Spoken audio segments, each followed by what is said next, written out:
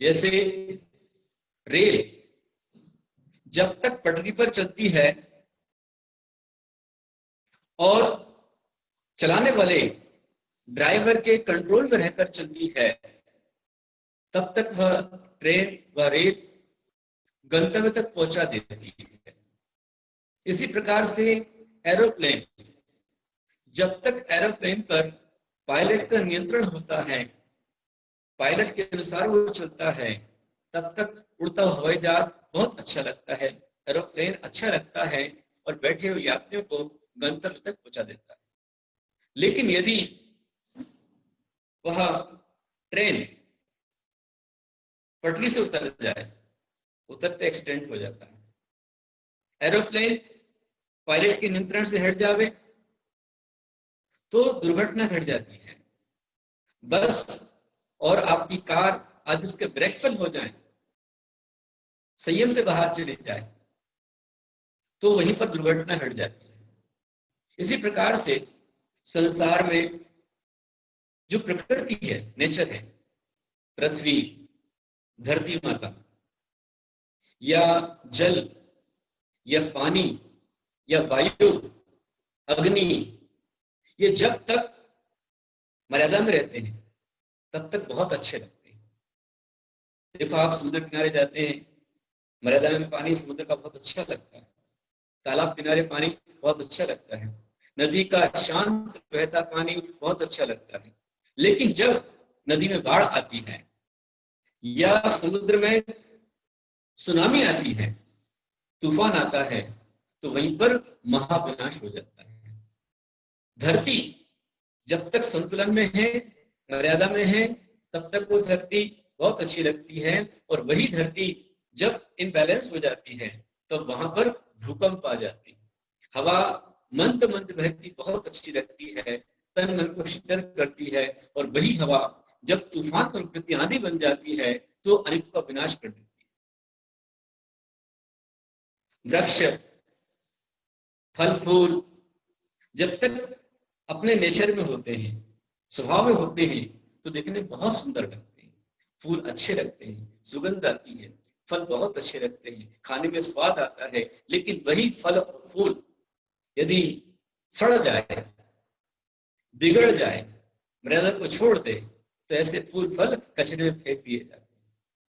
इसी प्रकार से ये इंसान, ये मनुष्य, स्त्री पुरुष, जैसे आपके जानवर, आपके घर में पशु है, किसी के पास में हाथी होता है, बैल है, गाय है, घोड़ा है, घर में कुत्ता है,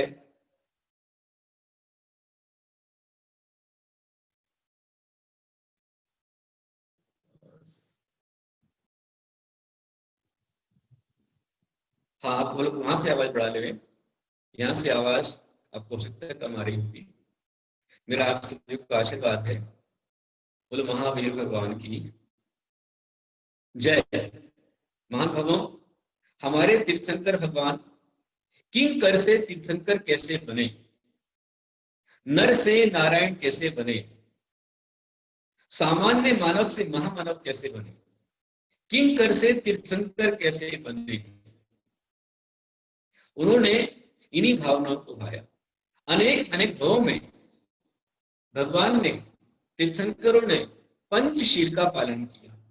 पंचशील अर्थात अहिंसा व्रत, सत्य व्रत, अचौर्य व्रत, ब्रह्मचर्य व्रत और अपरिग्रह व्रत, परिग्रह परिमाण व्रत।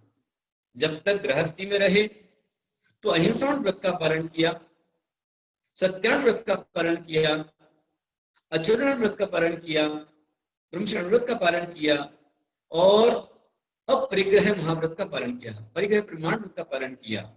और जब तीर्थंकर मुनि बन गए, उन्होंने मुनि बनकर साधना की, तब वही व्रत महाव्रत बन गया। शील का सीधा संबंध ब्रह्मचर्य से भी है। देखिए आप, जो स्त्री पुरुष शील का पालन करते हैं, सदाचारी होते हैं, जिनकी नेत्रों में, आंखों में वासना नहीं होती है, विकार नहीं होता है, जिनकी नेत्रों में, चाल ढाल में, स्वभाव में शालीनता, सज्जनता होती है, ऐसे स्त्री पुरुष मर्यादा पुरुषोत्तम के रूप से जाने जाते हैं।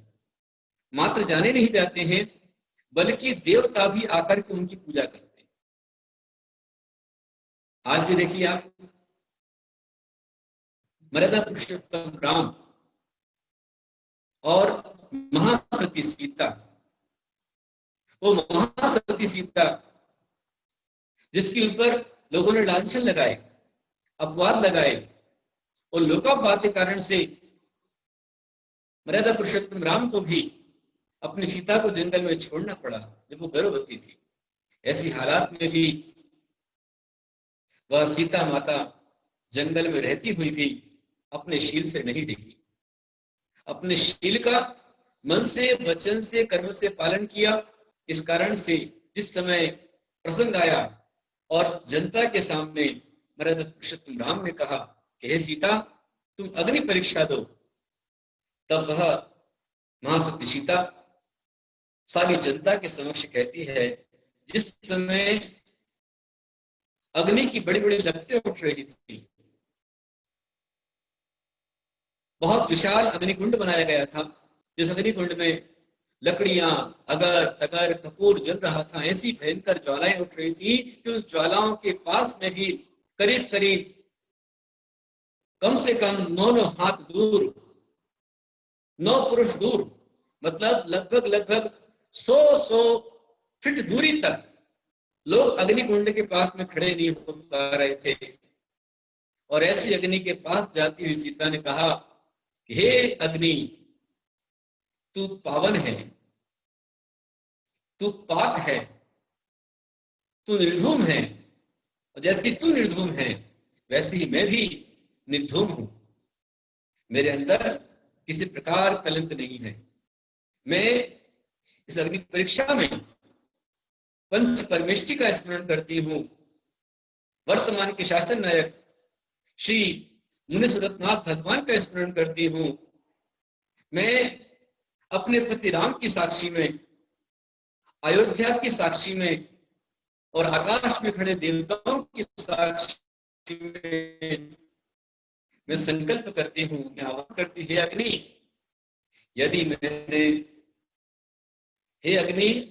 यदि मैंने एक पल को भी किसी पर पुरुष का विचार में किया हो, किसी के प्रति राग किया हो, किसी को विकृत भावों से देखा हो, किसी का मन में संकल्प मैंने लाया हो, तो हे अग्नि, तुम उससे दूर होकर मुझको भस्म कर दे। और यदि मैंने अपने पति श्री राम के अतिरिक्त अन्य किसी पर पुरुष का चिंतन भी नहीं किया है, विकल्प विचार भी नहीं किया है, तो हे अग्नि, मैं तेरे बीच आ रही हूँ, तुझे सावधान करती हूँ, तू मुझे छू भी नहीं सकती है। और यह कहते हुए महासती सीता नमोकार का जाप करती हुई, पंच परमेष्टि का स्मरण करती हुई, भगवान मुनि सुरतनाथ जिनेन्द्र का स्मरण करती हुई वह महासती सीता अग्नि कुंड में चली गई, कूद गई, पर अग्नि उसको जला नहीं पाई।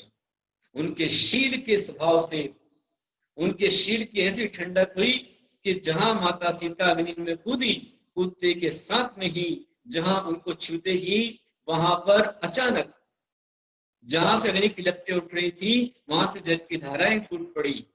अग्नि की लपटों के बीच सुंदर सा सिंहासन बन गया और देवियों ने उठा करके महासती सीता को विनय से उस सिंहासन पर बैठा दिया। आकाश से पुष्पों की वृष्टि होने लगी, देवता लोग जय जय घोष करने लग गए, और जहां अग्नि की ज्वालाएं उठ रही थी वहां पानी की धाराएं फूट पड़ी। इतना पानी बढ़ा, इतना पानी बढ़ा, इतना पानी बढ़ा कि सारे लोग उस पानी के अंदर डूबने लगे। महानुभावों, ये प्रसंग आज भी रामायण में, पद्म पुराण ग्रंथ में पढ़ सकते हैं। देखिए आप, एक और रावण था, उस रावण ने भी संकल्प किया था कि जो स्त्री मुझे नहीं चाहेगी मैं उसके साथ बलात्कार नहीं करूंगा, और बलात्कार नहीं भी किया, लेकिन थोड़ा सा व्रत में अतिचार लगा लिया कि उसने छल से मां सीता का हरण कर लिया। इसके कारण से वह पाताल में गया, और आज भी रावण के पुतले जलाए जाते हैं। और वहीं दूसरी ओर राम और सीता पुरुषोत्तम राम, जिनके पास सोने की आयु थी। रावण के पास सोने की लंका थी, लेकिन एक पाप ने, एक चिंगारी ने सोने की लंका को भस्म कर दिया। और राम के पास वनवास था, सीता अशोक वाटिका में थी, लेकिन उसके बावजूद भी एकमात्र शिव रूपी अविनाशी धन ने आज तक उनको मर्यादा पुरुषोत्तम के नाम से विख्यात कर दिया। इसलिए शील हमारा अविनाशी धन है। जिसके पास चरित्र रूपी धन है वही महाधनी है। इसलिए कहा गया है, एकमात्र गुणश्लाघ्य न रूपम गुण राशि भी वेश्य रूपमती निंद्या वंद्या मासोपवासिनी। देखिए आप, मैं शिव की बात कर रहा हूं। आपके यहां पर शहरों में, नगरों में, स्टेट लेवल पर, कंट्री लेवल पर, नेशनल लेवल पर, इंटरनेशनल लेवल पर प्रतियोगिताएं होती हैं। Miss Aurangabad, miss Nagpur, miss Delhi, miss Mumbai, miss India, miss world, miss universe, ये सारी जो प्रतियोगिताएं होती हैं, उन सारी प्रतियोगिताओं में जो भी प्रतिभागी आती है लड़कियां, उनके सारे कंपटीशन एकमात्र सौंदर्य पर टिके हुए हैं। अपने बालों का, अपने शरीर का मेकअप करते हुए वो आती है। यदि उन सारी लड़कियों से कहा जाए कि जिनको भी आना है वो सभी मुंडन करके आवे, बाल निकाल के आवे, तो एक का भी नंबर उसमें नहीं आएगा, कोई तैयार नहीं।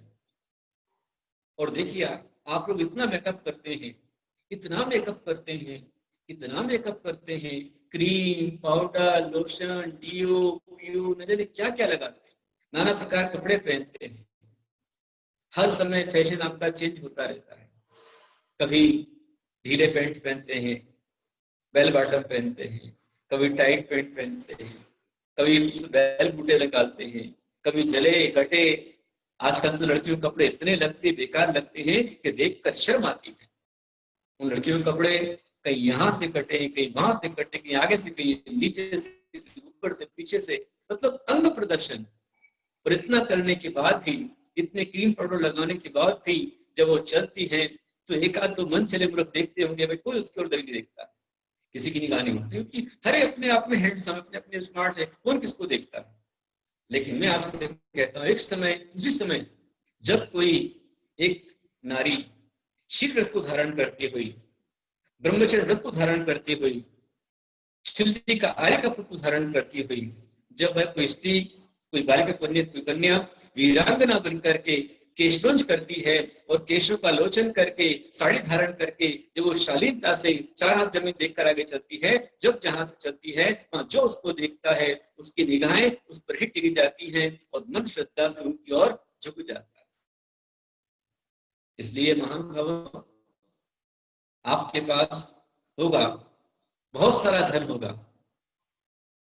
हम साधु के पास कोई धन नहीं है, हम अकिंचित कर हैं, लेकिन हमारे पास ये धन है तो शील ही सबसे बड़ा धन है, चरित्र ही सबसे बड़ा धन है। और ये ऐसा धन है, ये कभी नष्ट होने वाला नहीं। आज भी देखिए, जब भी श्री राम का नाम आता है तो उनका नाम मर्यादा रूप में ले जाता है और श्रद्धा से मन उनके ओर नतमस्तक हो जाता है। एक प्रसंग और इसमें आता है, शील, मर्यादा, इसके विषय प्रसंग और आता है। जिस समय सीता हरण के प्रयास में रावण था, उस रावण ने अपने मंत्रियों से कहा, मरीचि से कहा कि मैं कैसे सीता का हरण करूं। जो रावण महापराक्रमी था, त्रिखंडाधिपति था, भरत क्षेत्र के 3 खंड पर उसने विजय प्राप्त की थी। पद्म पुराण के अनुसार उसने इंद्र नामक विद्याधर को भी पराक्रम से जीत लिया था, उसके सारे सामंतों को जीत लिया था।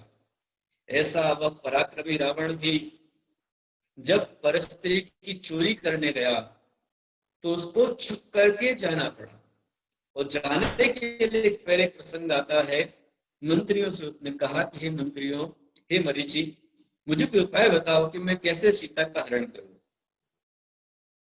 मरीचि ने कहा, अरे तुम तो मायावी हो, तुम्हारे पास विद्याएं हैं, तुम चाहे जिसका रूप धर करके सीता को हरण करके ला सकते हो।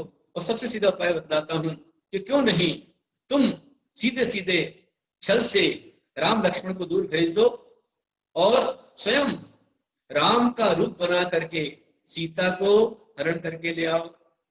रावण ने कहा कि अरे वह भी करके देख चुका हूं, लेकिन सफल नहीं हो पाता। बोले क्यों? बोले मैं जब भी कभी राम का रूप बनाता हूं तो राम का रूप बनाते ही मेरे सीता हरण के भाव ही समाप्त हो जाते हैं। सोचिए, आप विचार कीजिए कि राम के रूप में आते ही उस रावण के भी सीता हरण के चोरी के भाव समाप्त हो जाते थे। मतलब राम का कितना सुंदर रूप था, कितना उनका मर्यादा, कितना शील था। आज आप देखिए कि जो भी, जिसे रामायण ग्रंथ चला, अभी रामायण सीरियल दिखाया गया, तो जो लड़की दीपिका सीता का रूप लेकर के चली, भले चाहे वो किसी प्रकार का उनका रूप होगा, खाना पीना होगा, लेकिन वही दीपिका गोयल जिस समय सीता के रूप में आती थी तो सीता का रूप धारण करते ही वही महानता, वही शालीनता, वही उसके सामने आ जाती थी। उसको शालीन अपने आप राम जो बने थे, राम के रूप में आते ही उनमें राम का गौरव आ जाता है। ऐसे ही हम जब अपने आप में परमात्मा का ध्यान करते हैं, परमात्मा का ध्यान करते ही हमारे अंदर में शालीनता, सज्जनता आ जाती है। आज का शील स्वभाव नेचर कह रहा है कि हम अपने जीवन में बहुत कुछ सीखें। मैंने आपको बताया कि वो फल फूल जो बहुत अच्छे लगते हैं, बहुत सुंदर लगते हैं, जब तक वह रूप में अपने रहते हैं वह फल फूल बहुत अच्छे लगते हैं। और वही फल फूल जब सड़ जाते हैं, खराब हो जाते हैं, तो सड़ने पर वो फल फूल किसी काम में नहीं आते, आते हैं तो कचरे फेंक दिए जाते हैं, या वो शराब बन करके और महा तबाही मचा देते हैं। जैसे अभी अमृतसर में तबाही मची है, जहरीली शराब पी करके तकरीबन 150 लोग वहां पर मर गए। सब क्यों नहीं मरे? पानी पीने वाले नहीं मरे, भोजन करने वाले नहीं मरे, लेकिन जिन्होंने शराब पी, वो शराब में जहरीली शराब उनको आ गई, तो जहरीली शराब पीने वाले मौत की काल की गाल में समा गए। महानुभावों, ये शील हमें सिखलाता है कि हम अपने नेचर में रहें। आज तक हमारे पुराणों में ऐसी अनेक अनेक महासतियां हो गई हैं, अनेक अनेक महापुरुष हो गए हैं जो शील का पालन करते हैं। वो शील का पालन करने वाले वो संत कहलाते हैं, सज्जन कहलाते हैं। और शील का पालन करने वाली बालिकाएं, कन्याएं, कुमारिकाएं, सतियां महासती कहलाती हैं। और जो इस शील का पालन करता है उसकी परीक्षा भी होती है, और जो परीक्षा में संघर्ष करता है वही परीक्षा में पास होता है। आज तक हजारों नारियां संसार में हो चुकी है। आप इस संसार में आए हैं तो आने से पहले कुछ कर जाइए। क्या कर जाइए? तो ऐसा कुछ कर जाइए कि सारी जिंदगी के लिए आप अजर अमर हो जाएं। और करने के लिए कुछ नहीं करना है, मात्र इतना ही करना है कि अपने नेचर में आप रहिए, अपने स्वभाव में रहिए, अपने शील में रहिए। एक महासती मनोरमा बचपन से ही शीलवान थी। उसके पिता ने कभी उसको पूछा नहीं कि तुझे किसे देना है। उसके पिता, उन्होंने एक अपने पुरोहित को बुलाया और पुरोहित को बुलाकर के एक कीमती हार दिया और हार देकर के कहा कि ये हार तुम ले जाओ और जो तुम्हें इस हार की कीमत, सही कीमत बता देवे, उसको तुम ये हार सौंप देना और उसी के साथ मेरी बेटी का वागदान कर देना। बहुत सारी घटनाएं घटी और योग संयोग से सुखानंद,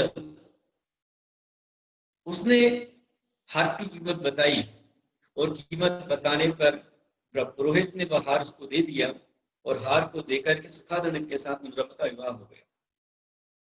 योग संयोग से सुखानंद को विदेश व्यापार के लिए जाना पड़ा। जब वो जा रहा था तो जाने के पहले उसने अपनी पत्नी से आज्ञा ली। पत्नी ने कहा मैं भी आपके साथ चलूंगी। तो मनोरमा को सुखानंद ने कहा कि मैं जाऊंगा, यहाँ मेरे माता पिता हैं, उनकी सेवा कौन करेगा, तुम यहाँ पर रहो, मैं अवश्य में 12 साल के अंदर लौट करके आ जाऊंगा। और सुखानंद बाहर चले गए और वहां सुखानंद के जाने के पश्चात जो एक दिन मनोरमा अपने घर की छत पर खड़ी होकर के वो बाल अपने सुखा रही थी कि राजमहल से वहां के राजकुमार ने उसको देख लिया और राजकुमार ने देखते ही वह पागल हो गया। जो राजकुमार थी उसने अपनी दासी को बुलाया और कहा कि हे दासी, तुम मेरी दूती हो, तुम मेरे हर अच्छे बुरे काम में साथी बनती हो और मेरा तुमसे निवेदन है कि तुम किसी भी तरह मुझे वह सुंदरी लाकर दो, वरना मैं मर जाऊंगा। वह दासी मनोरमा के पास में आई और मनोरमा से कहा, खूब समझाया कि अरे मनोरमा, तू कितनी सुंदर है, तेरा रूप कितना सुंदर है, उससे बड़ा तेरा भाग्य है कि तुझे आज इस राज्य के राजकुमार ने तुझे देख करके उसने तेरा आग्रह किया, तुझे चाहता है। तू कहाँ एक सेठ के घर में पड़ी हुई है, कितनी संपत्ति होगी, वो सेठ भी उस राजा का नौकर है और देख वो राजकुमार, यदि तू उसके पास चली गई तो पुत्र रानी बन जाएगी, महारानी बन जाएगी। नाना प्रकार से लोभन दिया, साम दाम दंड भेष मनोरमा को समझाया, पर मनोरमा ने बड़ी दृढ़ता के साथ मना कर दिया कि मेरा पति चाहे वो गरीब भी हो तो मैं उसके साथ रह लूंगी, लेकिन मैं अपने पति को छोड़ करके किसी पर पुरुष का मैं संकल्प ही नहीं कर सकती। मेरे लिए पर पुरुष राजकुमार तो मेरे लिए भाई के समान है, मेरे लिए पुत्र के समान है। उसने मना कर दिया। राजकुमार ने अनेक प्रकार के प्रयास किए, जब सफल नहीं हो पाया तो उसने दूसरी चाल चली कि यदि मनोरमा मेरी नहीं हो सकी तो यह किसी की नहीं हो सकती है। उसने अपनी दासी को भेज करके सारे जगह पर अपने जो उसके माता पिता सास ससुर थे उनको जाकर कहा कि तुम्हारी बहू बदचलन है, उल्टा है, कुदस चरित्र है, वह तो राजकुमार से मिलने जाती है, उसके पास जाती है और उसकी सास ससुर ने सोचा नहीं, देखा नहीं, विचार नहीं किया और उन्होंने सीधा सीधा सीधा उसको चुपचाप घर से निकाल दिया और सेवक से कहा कि इसे इसके माता पिता घर के बाहर छोड़ करके आ जाना।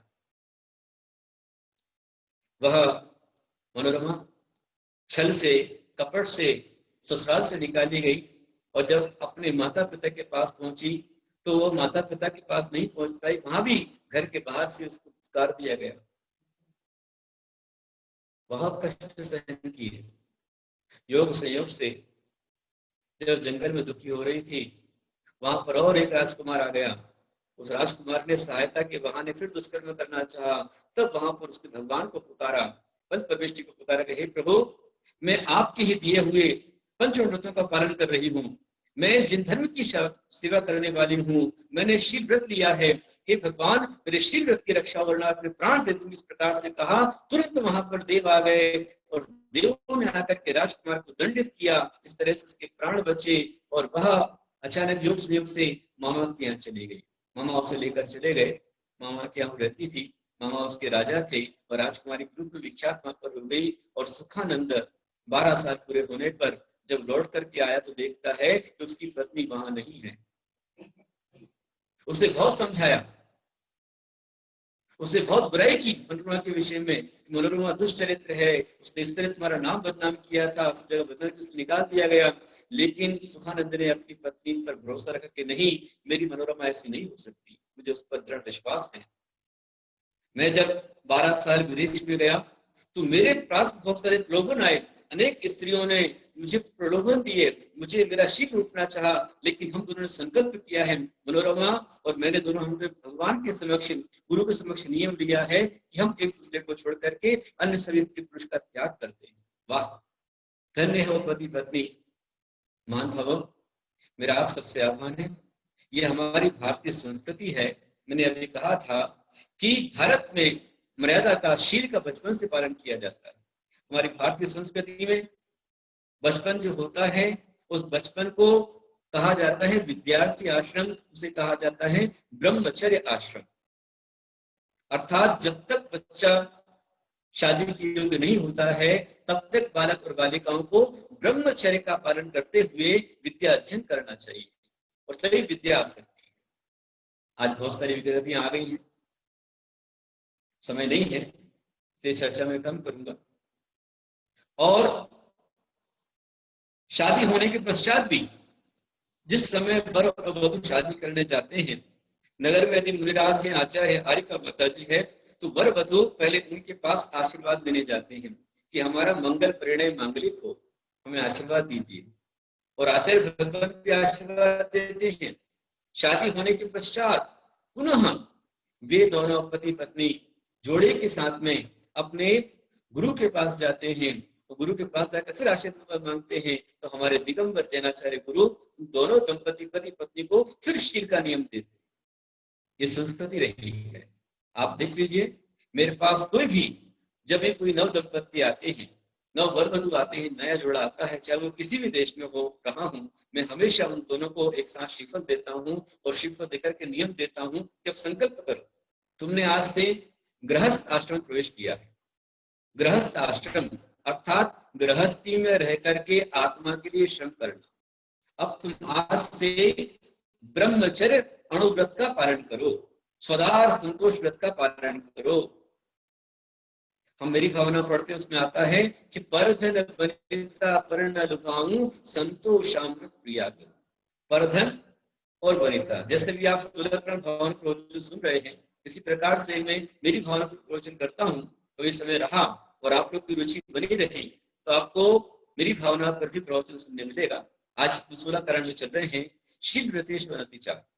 तो महान भावों, इस तरह से बचपन से नियम दिए जाते हैं, शादी के बाद नियम दिया जाता है, नियम हो जाता है पति पत्नी का। पति का नियम होता है कि आज से मेरी पत्नी के सिवाय मैं अन्य सारी स्त्रियों को माता, बहन और पुत्री के समान ही मानूंगा, वही उनको आदर दूंगा।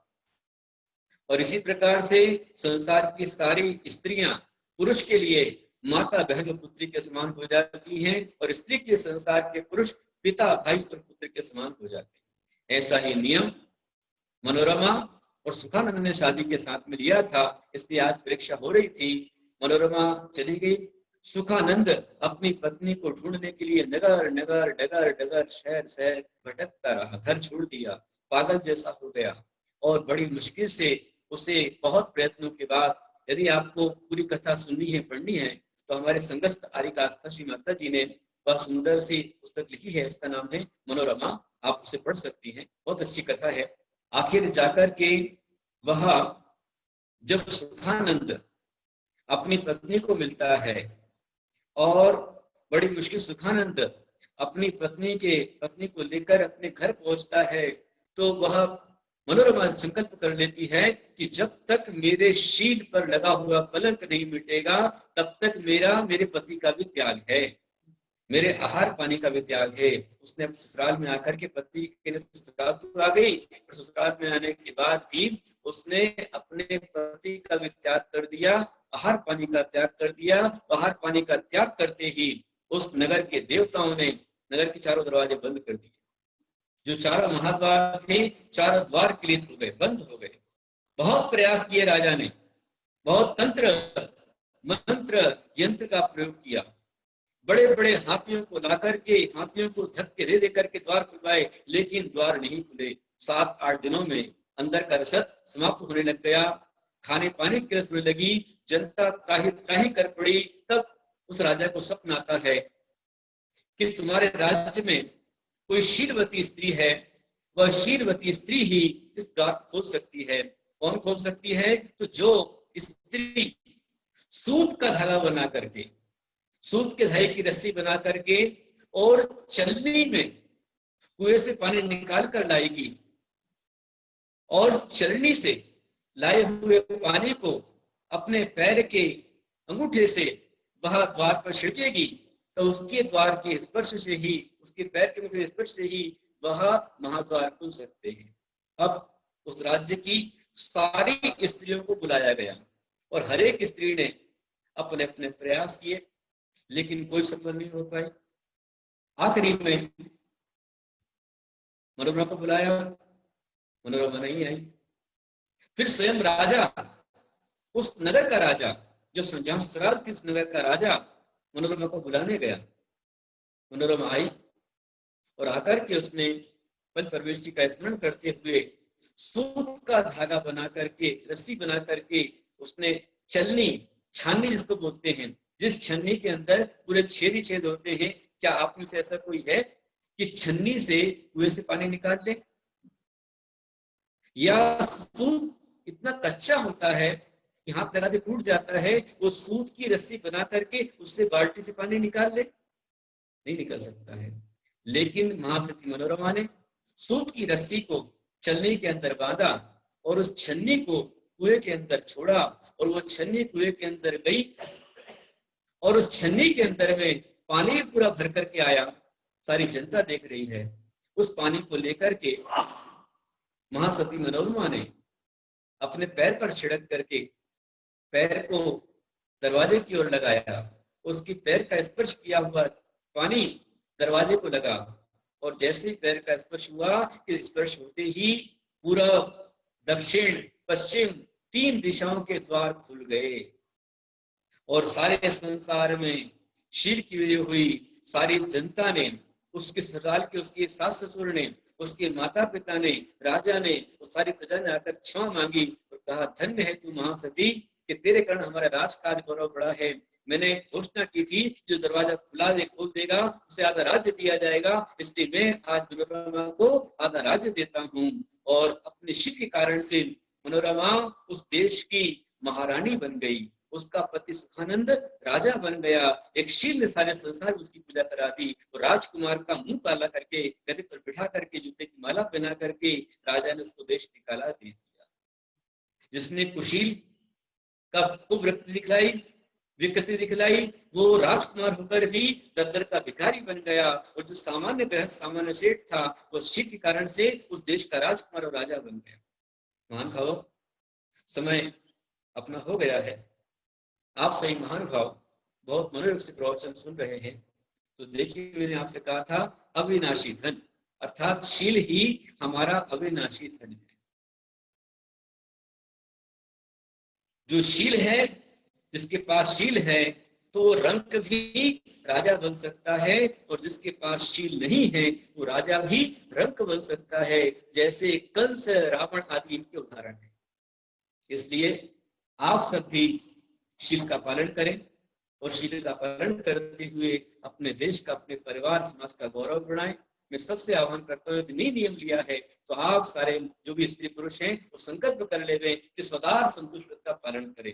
बालक बालिका, युवक युवतियां जब तक शादी ना हो तब तक के ब्रह्मचर्य का नियम ले गए कि हम पर पुरुष स्त्री के साथ में दुष्कर्म नहीं करेंगे, अपने ब्रह्मचर्य का पालन करेंगे। यदि ये आज पालन होता है, नियम का पालन होता है, तो आज भी एड्स आदि जैसी महामारियां इस विश्व से समाप्त हो सकती है। और इसके लिए मेरा सबसे आह्वान है कि जो आज चल पड़ा है जिनवाणी, आस्था, पारस चैनल या जूम चैनल, जैनम चैनल, इसके माध्यम से आप अच्छी अच्छी बातों को सुने, संतों के अच्छे प्रवचन को सुने, लेकिन जिनसे विकृतियां आती हैं ऐसे कोई धारावाहिक, ऐसे कोई सीरियल, ऐसी कोई प्रकार की पिक्चर ना देखें। आप सभी कल्याण हो। आज बहुत अच्छे भावों से हमारे परम भक्त श्री शांतिलाल जी गांधी, जो कि हमारे अनन्य भक्त हैं, 2003 में मैं पटन में गया था, तब से हर साल में शांतिलाल जी गांधी, उनके बेटे बाहुबली गांधी, नितिन गांधी, उनका परिवार हमारे पास आता है। और अभी मैं जो जंगल में चतुर्मास कर रहा हूँ, तो इस चतुर्मास की विशेष पुण्याध्यक्ष शांतिलाल जी गांधी है। जब भी धर्म फंक्शन होता है, हर एक फंक्शन में शांतिलाल जी गांधी जी पूरा सहयोग करते हैं। इसलिए आज उनको दीप पूजन का मौका मिला है। मैं शांति काका को, उनके बेटे बाहुबली को, उनके पूरे परिवार को बहुत सारा आशीर्वाद देता हूँ कि आपको पूरे चतुर्मास का फल प्राप्त हो। आज आपने दीप प्रज्वलन करा है, आपके जीवन में पाप का अंधकार समाप्त हो और ज्ञान का प्रकाश आपके जीवन में आए, ऐसा हमको आशीर्वाद है। और जो लोग आज इस महोत्सव के अंदर में शामिल हुए हैं, तीर्थंकर कैसे बने, इस श्रृंखला को आप सुन रहे हैं।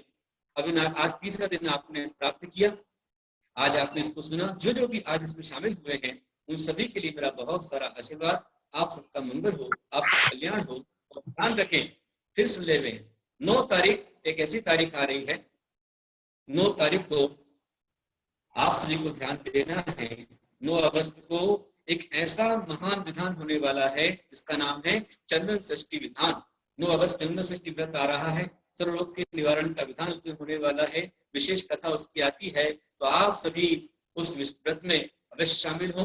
लाइव अभिषेक को आप देखें, वो व्रत क्या है वो मैं आपको बताऊंगा।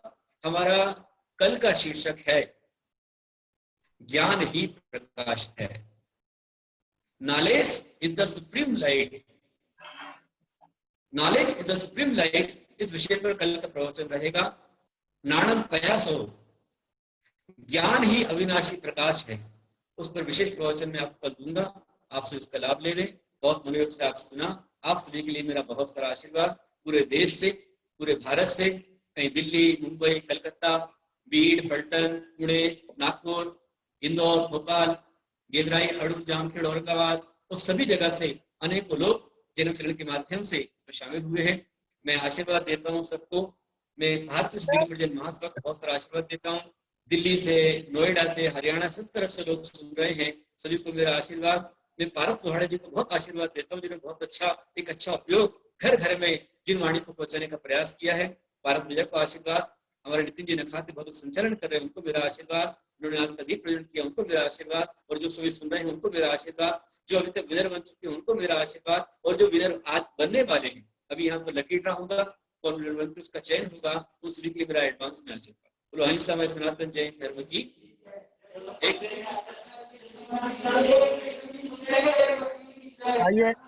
आइए चलते हैं। आप सभी के लिए सुनिए, पारस भैया आप रक्षा कवच बना ले अपने ऊपर। पहले मंत्र बोलिए, ओम भीम शिवव्रतेषु अनतिचार भावनाय नमः। और अपना रक्षा कवच बना ले में आप सभी की रक्षा हो। कोरोना महामारी से बचना है, रोगों से बचना है, और मंदिर में हुई अशुद्धि का प्रायश्चित करना है। तो 9 अगस्त चंदन षष्ठी के विधान में आप सभी अवश्य बैठे, अपने अपने घरों से आप विधान संपन्न करें। और जब महाशांतर अभिषेक चलेगा उसको लाइव आप देखें, विधान में आप शामिल हो, ऐसा मेरा सबका आह्वान है। अभी आपकी रक्षा हो, इसे तू अपने रक्षा को बना लीजिए। नमो अरिहंताणं शीर्षं रक्ष रक्ष हुं फट् स्वाहा। नमो सिद्धाणं मुखं रक्ष रक्ष हुं फट् स्वाहा। नमो आयर्याणं सर्वांगम रक्ष रक्ष हुं फट् स्वाहा। नमो वज्रायणं हस्तयो रक्ष रक्ष हुं फट् स्वाहा। नमो लोहे सबसण पादयो रक्ष रक्ष हुं फट् स्वाहा। ओम नमो अरिहंताणं नमो सिद्धाणं नमो आयर्याणं नमो वज्रायणं नमो लोहे सबसण नमो सर्वांगम रक्ष रक्ष हुं फट् स्वाहा। आप सबकी रक्षा सुरक्षा हो, आप सभी सुरक्षित हो, कोरोना महाव्याधि आपको ना हो, आपका शुगर ब्लड प्रेशर सभी कंट्रोल में रहे, आप स्वस्थ सुखी हो, ऐसा मेरा आप सभी के लिए बहुत सारा आशीर्वाद। हाँ पारस भैया, पारस लोहाड़े जी माइक खोले आपका।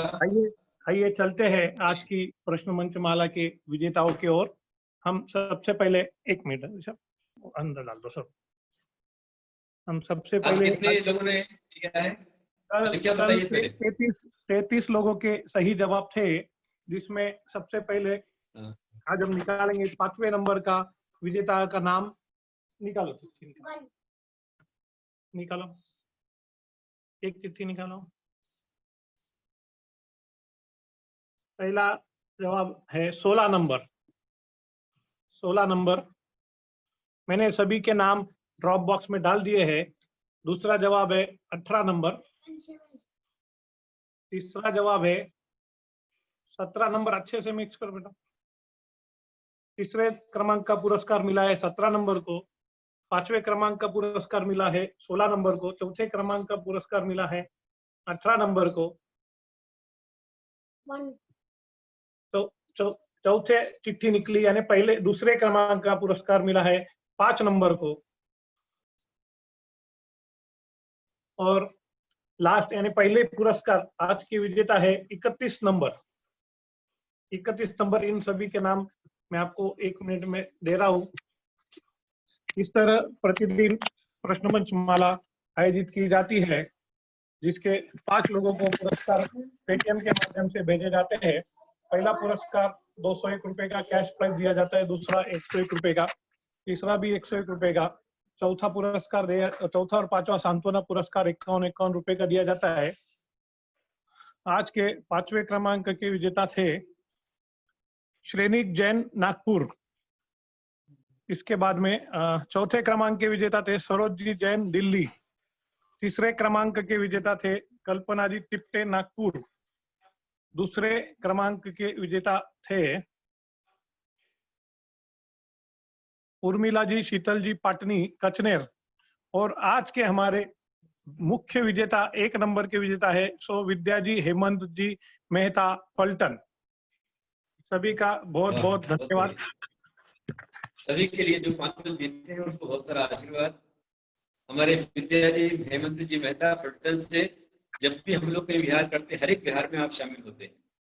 सभी को बहुत सारा आशीष।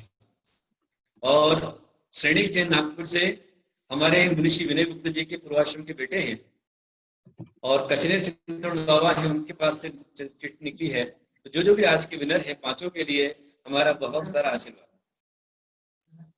नाम बोल दीजिए। सरोज जैन दिल्ली से। अच्छा, हाँ, सरोज जैन, कल्पना जैन, सरोज जैन दिल्ली। सभी के लिए आशीर्वाद। आइए भी अगला। हाँ, आज शुरू करते हैं। आज गुरुदेव की आरती का सभी लोग अपने हाथों में दीप लेकर खड़े हो जाए, और अगर दीप लेना आपके लिए संभव नहीं है तो भक्ति के साथ आज की आरती संपन्न करें। नितिन भैया। हाँ, धर्मवत्सल महानुभाव, कल के दीप प्रज्वलन के मानकरी रहे कि विजय कुमार जी, जितेंद्र जी एवं उनके संपूर्ण बंधु पाटनी परिवार, विजय टायर वाले औरंगाबाद से, आप सभी से अनुरोध है कल आप दीप प्रज्वलन करेंगे और आरती करने का बहुमान भी आपको मिल रहा है। यह श्रावक श्रेष्ठी आचार्य भगवान के अनुयायी परम गुरु भक्त है, और जब से आचार्य श्री का चौमासा औरंगाबाद में हुआ तब से ये आचार्य श्री से जुड़े हैं। और कल का शुक्रवार का महान दिन, देवी का दिन खास उनको मिला हुआ है, और कल आप श्रावक सृष्टि बनकर दीप प्रज्वलन एवं आप आरती संपन्न करेंगे। आप सभी से अभी अनुरोध है कि नितिन भैया, जो जितेंद्र पाटनी जी हैं, विजय पाटनी जी हैं, उनके बेटे जितेंद्र, नितिन और नवीन हैं, इन तीनों पूरे परिवार ने ही धर्मतीर्थ पर भैरव पद्मावती माता जी की स्थापना की है। इनके द्वारा पद्मावती माता दी गई है, और योग संयोग से उनको मिला हुआ। बहुत बढ़िया। आप सभी लोग अभी आचार्य श्री की आरती यहाँ पर संपन्न होंगी। हम लोग चलेंगे शांति काका के यहाँ पे। शांतिलाल जी फल्टन, शांतिलाल जी गांधी एवं परिवार वहाँ पे आरती के लिए तैयार है, और हम सभी लोग यहाँ पर आरती संपन्न करेंगे, आएंगे बड़े धूमधाम से आचार्य श्री की आरती। आज का जो नितिन पारस जी, धर्मतीर्थ पर हर दिन महामृत्युंजय विधान होता है, जिन सहस्त्रनाम विधान होता है, तो आज का महामृत्युंजय विधान भी हमारे परम भक्त शांतिलाल गांधी, बाहुबली नितिन गांधी परिवार फल्टन के द्वारा संपन्न किया गया है। शांति काका को, उनके बेटे बाहुबली नितिन को मेरा बहुत सारा आशीर्वाद। इसी प्रकार गौरलाल जी शाह चित्री से उनके द्वारा आज का महामृत्युंजय विधान संपन्न हुआ है, उनको भी हमारा बहुत सारा आशीर्वाद। चले आगे। विराजमान भगवान शांतिनाथ की प्रतिमा, सभी लोग दर्शन कर ले। और हम शुरू कर रहे हैं आज की आरती।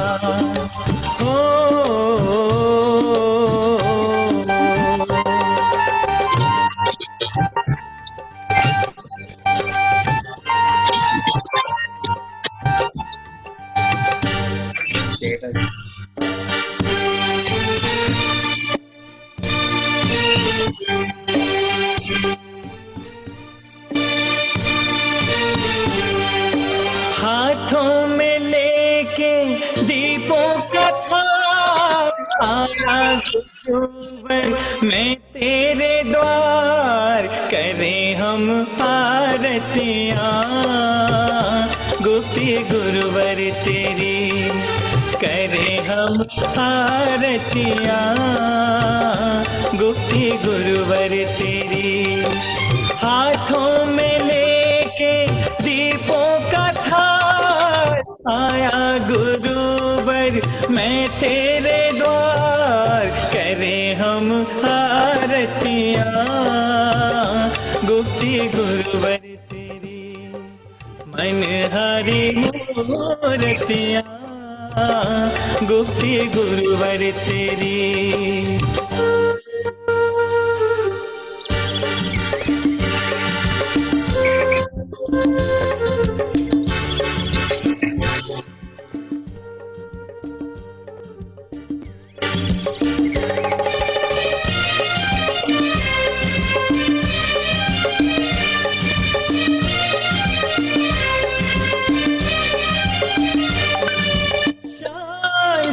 ये मूरत देती समता का संदेश न्यारा, आरती करे हम दे दो अपनी शरण का सहारा। ढोलक ले झांझर ले गाएं हम आरतियाँ, गुप्ती गुरुवर तेरी मनहारी मूर्तियाँ, गुप्ती गुरुवर तेरी।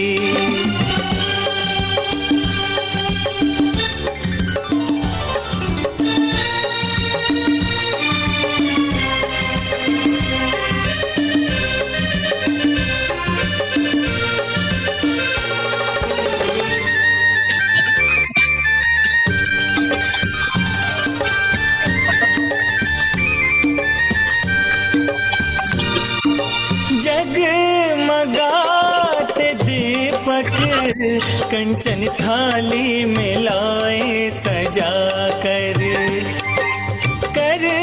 रहे हैं जय जय, गुप्ती गुरुवर की बाजे बजा कर।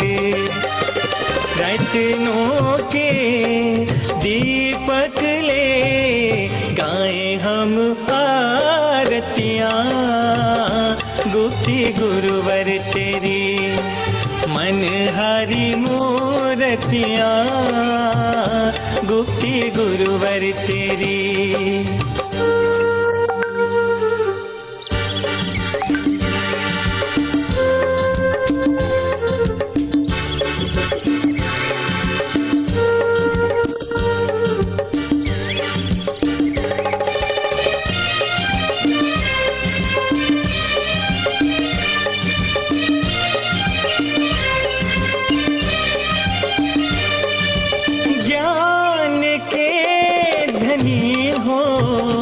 ज्ञान ज्योति से कर दो उजाला, ज्ञान की किरण से चमके ये चंद्रगुप्त तुम्हारा।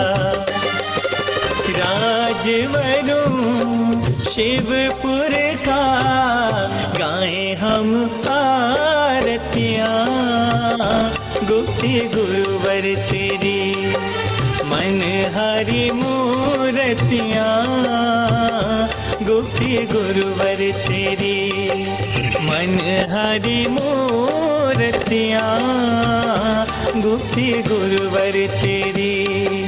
गाएं हम आरतियाँ, गुप्ती गुरुवर तेरी मनहारी मूर्तियाँ, गुप्ती गुरुवर तेरी। बोलो जयकारा गुरुदेव का, जय जय जय गुरुदेव। ये जो पुरस्कार आज के दिए गए हैं हमारे परम भक्त नितिन जी नखाते, जो संघपति हैं, चतुर्मास के विशेष पुण्यार्जक हैं, उनके द्वारा आज के पुरस्कार दिए गए। नितिन जी नखाते, विश्री नखाते, उनका हमारा बहुत सारा आशीर्वाद। आज की ये जो प्रतिदिन प्रश्न मंच माला चलाई जा रही है, इसके मुख्य सूत्रधार है धीरज जी कासलीवाल औरंगाबाद। यह प्रतिदिन प्रश्न निकालकर आप सभी तक पहुंचाते हैं और महाराज जी की सेवा में लगातार लगे हुए हैं। उनका भी बहुत बहुत धन्यवाद।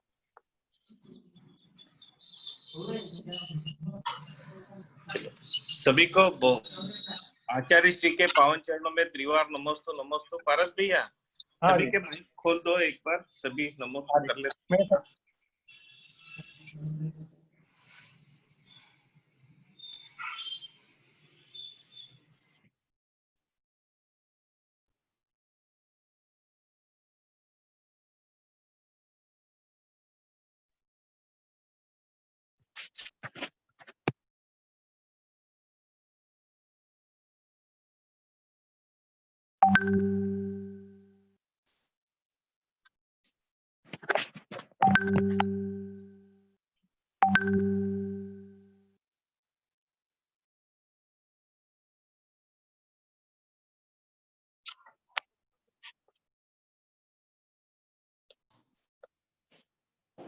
नितिन भैया, नितिन जी रखाते।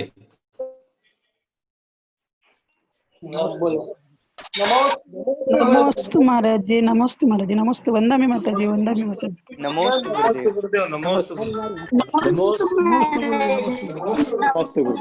नमस्ते गुरुदेव, नमस्ते गुरुदेव, वंदा में माता जी, वंदा में माता जी, बोलो मैं गाड़ी चलाऊं। नमोस्तु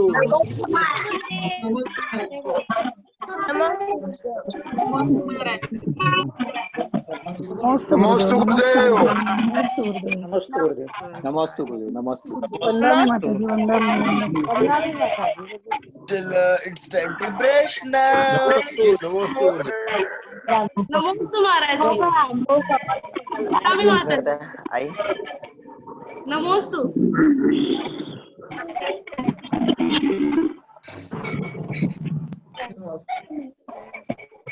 नमोस्तु गुरुदेव, नमोस्तु गुरुदेव, नमोस्तु गुरुदेव, नमोस्तु गुरुदेव,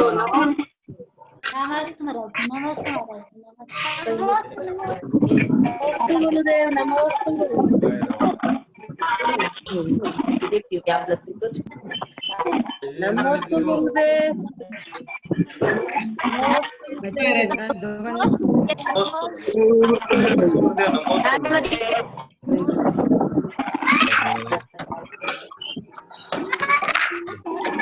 गुरुदेव, नमस्ते विलास भैया जय जी ने नमस्ते गुरुदेव, नमस्ते नमस्ते गुरुदेव, नमस्ते काका जय जी ने, जय जी ने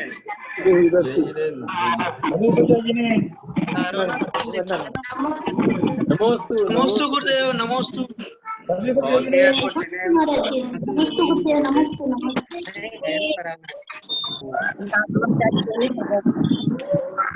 अब आया नमोस्तु गुरुदेव, नमोस्तु गुरुदेव, नमोस्तु महावीर भैया, भाभी जय जी ने, जय जिनेन्द्र भैया, नमस्ते गुरुदेव, नमस्ते। आज की सभा यही तमाम